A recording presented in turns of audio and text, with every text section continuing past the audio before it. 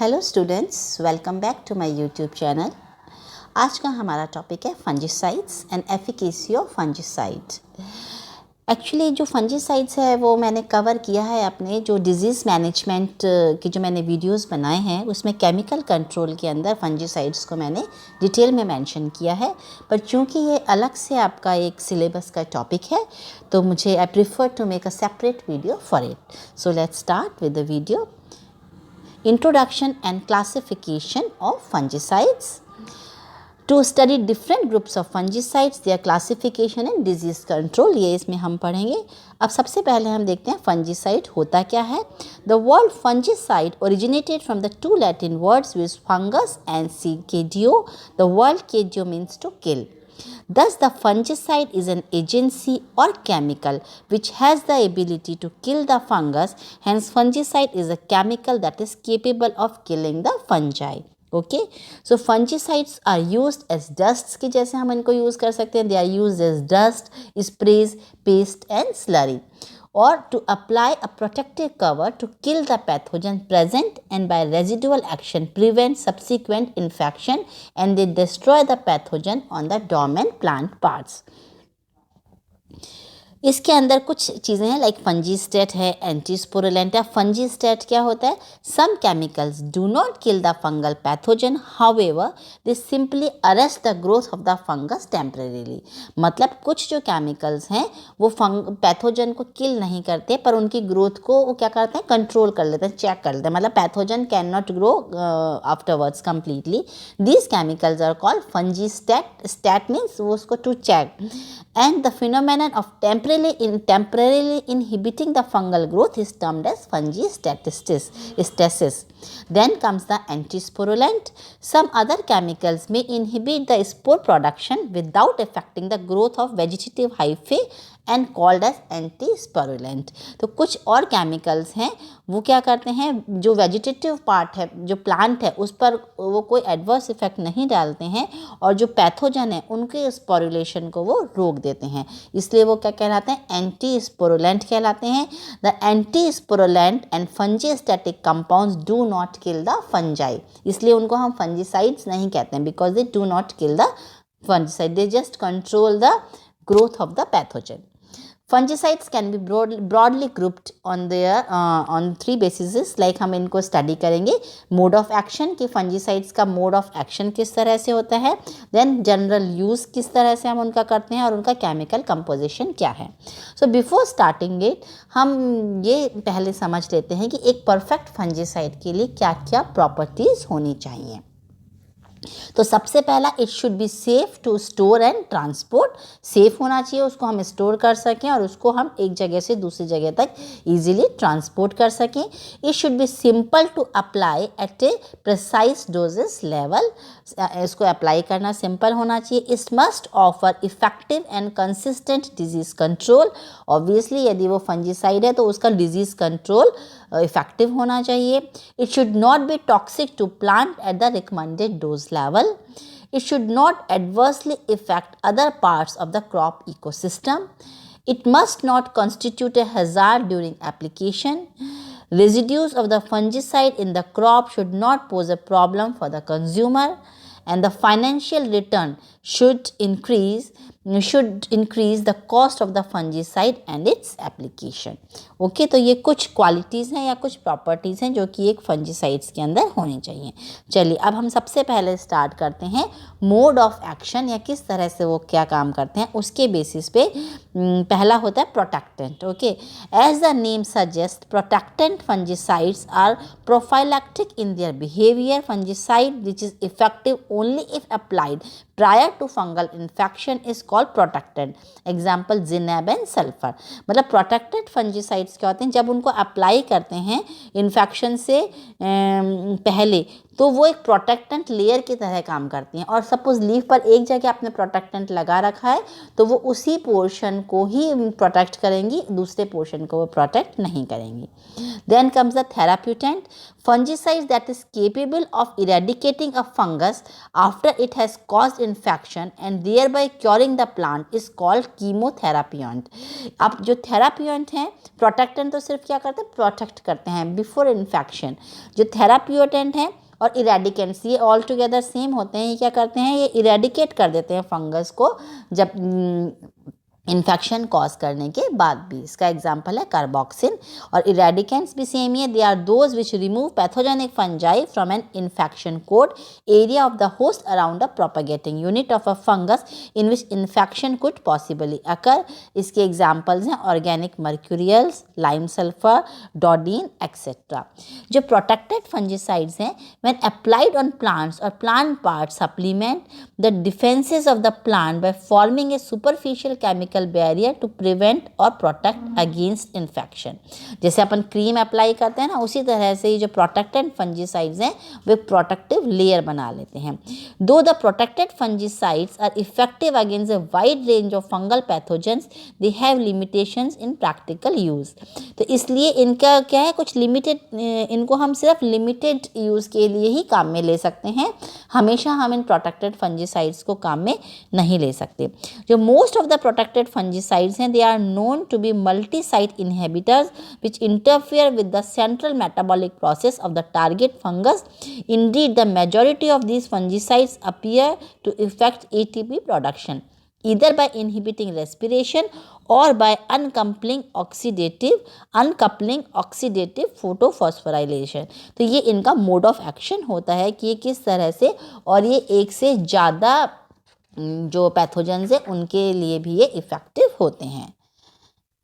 Now फंजिस अब based on the general use के basis पे the fungicides can also be classified based on the use in managing the diseases.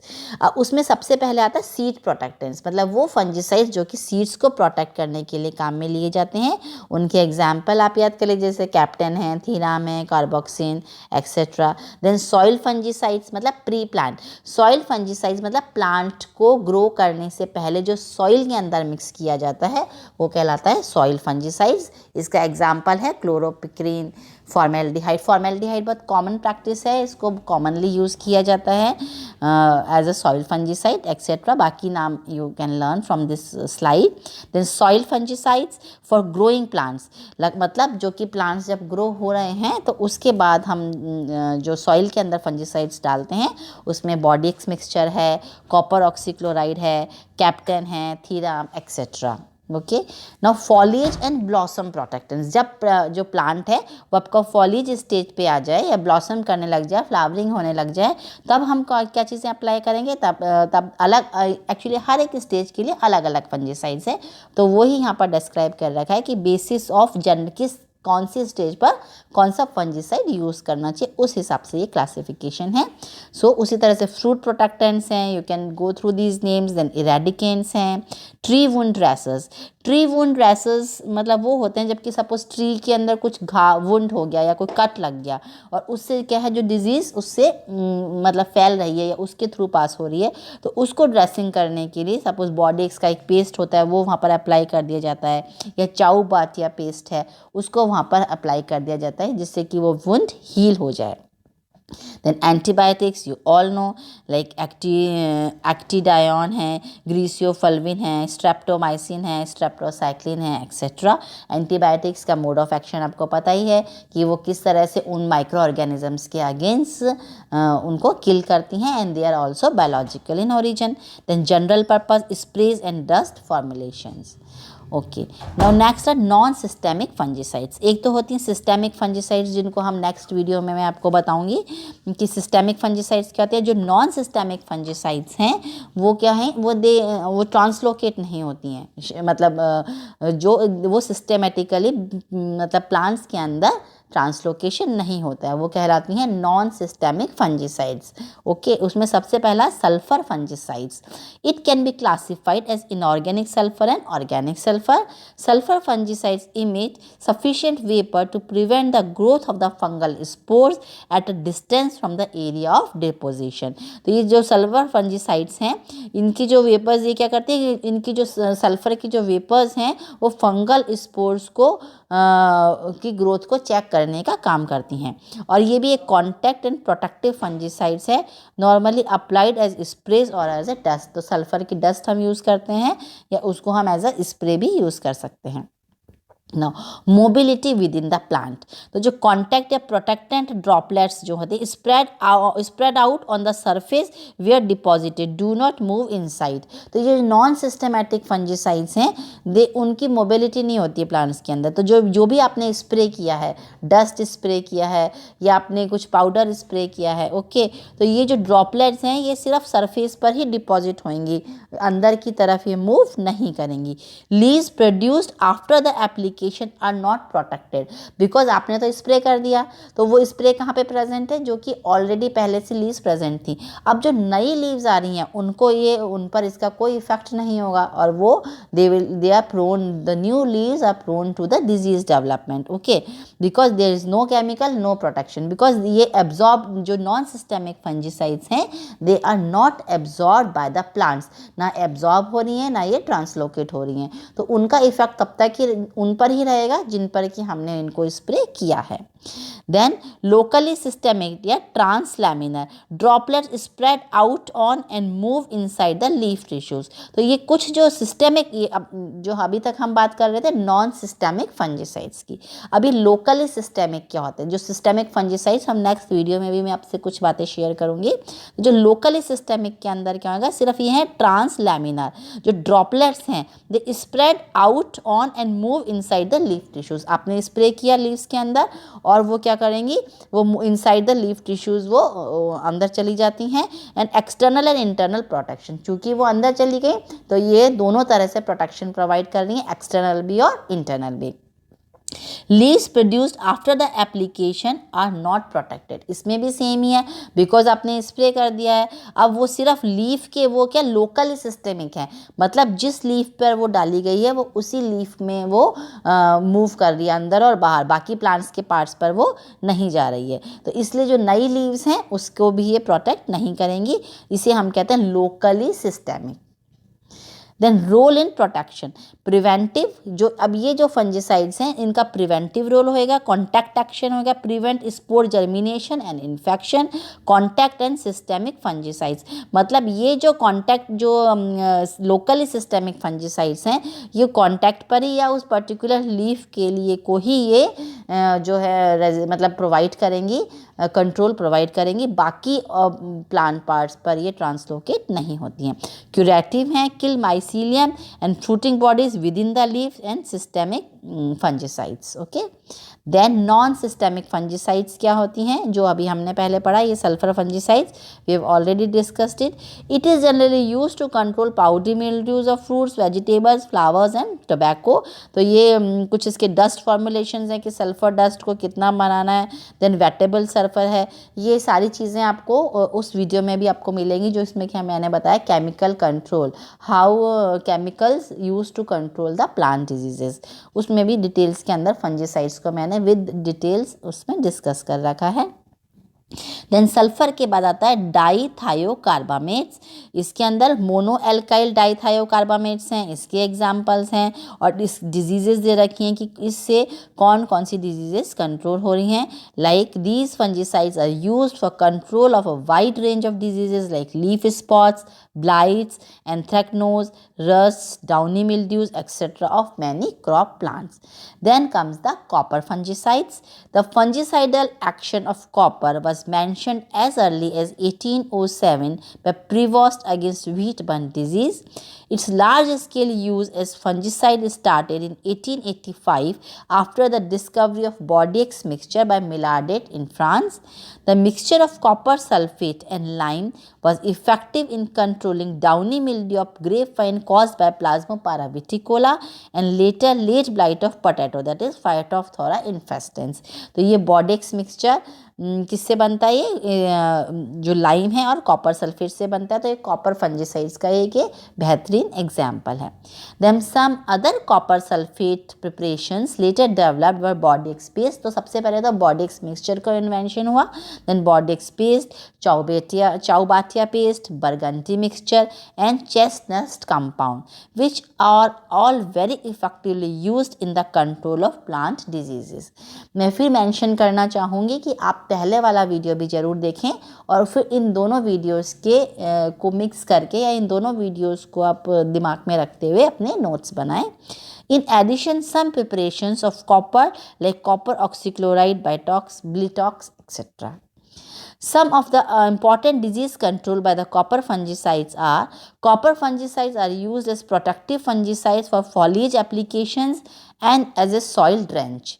They are use as a wound dressers. तो copper fungicide जैसे मैंने बताया ना, वो wound जो ट्री वुंड ड्रेसर के में भी हम क्या यूज़ करते हैं, बॉडेक्स जो पेस्ट है उसको यूज़ करते हैं. तो मेनली इनको हम वुंड ड्रेसर्स, यदि जो कट्स लग गए हैं प्लांट्स में, सपोज कुछ भी थ्रेशिंग के टाइम पे या एग्रीकल्चर इम्प्लीमेंट से, और उन वुंड्स की वजह से क्या हो रहा है, जो पैथोजन है उसको एंट्री इजी हो रही है, तो उन वुंड्स की ड्रेसिंग के लिए हम अधिकतर कॉपर फंजीसाइड्स को यूज़ करते हैं. उसमें मेन है Bordeaux paste. Diseases like late blight of potato, apple scab, downy mildews of grapes, damping off seedling, pink diseases, stem canker, leaf diseases and rust of several crops, soil-borne diseases, wilt, collar rot, root rots, etc. are effectively managed by these fungicides. Then comes the mercury fungicides. Mercury fungicides can be grouped as inorganic and organic mercury compounds.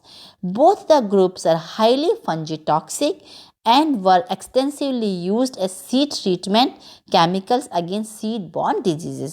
तो mainly हम इनको किस में काम लेते हैं, seed borne diseases में काम में लेते हैं. These compounds show bactericidal property also. तो जो मर्क्यूरिक फंजीसाइड्स हैं ये अगेंस्ट बैक्टीरिया भी इनको हम काम में लेते हैं, बिकॉज ये बैक्टीरिया को भी किल कर सकते हैं. However, due to their residual toxicity in soil and plants and their extreme toxic nature to animal and human beings, the uses of mercury fungicides is being discouraged. तो मर्करिक फंजीसाइड्स क्योंकि ये बहुत ज़्यादा टॉक्सिक होते हैं और इनके कई आफ्टर इफेक्ट्स भी हैं. सपोज फंजीसाइड्स का स्प्रे करने के बाद भी जो क्रॉप है जिनको कंज्यूमर हम लोग कंज्यूम कर रहे हैं, ये जो एनिमल्स हैं उन पर उनकी टॉक्सिसिटी रह जाती है. इसलिए जो मर्करिक फंजीसाइड्स हैं, जो मर्करी बेस्ड फंजीसाइड्स हैं, उनका यूज़ बहुत कम किया जाता है या उसको अवॉइड किया जाता है. Inorganic mercury compounds, these are mercury chloride and mercurous chloride. Organomolecules like methoxy, ethyl mercury, chloride, algol, aerotin, ये इनके कॉमन नेम्स हैं. देन इनसे कौन कौन सी डिजीज़ हम कंट्रोल कर सकते हैं. Mercuric fungicides are used mainly for the treatment of seeds, because seeds में को हम करते हैं और फिर उनको अच्छे से वॉश कर लेते हैं, तो इसलिए जो टॉक्सिक इफेक्ट है वो प्लांट्स में आगे नहीं रहता है. तो इसलिए जो सीड बॉर्न डिजीज़ हैं मेनली हम मर्करिक जो फंजीसाइड्स है मर्क्यूरी बेस्ड, उनको हम सीड बॉर्न डिजीज़ में काम में लेते हैं. Thank you so much.